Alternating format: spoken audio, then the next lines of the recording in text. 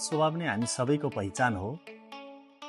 असल स्वभाव भएका व्यक्तिहरू भलै हामीबाट धेरै टाढा किन नहुन्, तर कुनै न कुनै दिन याद आइ नै हाल्छ।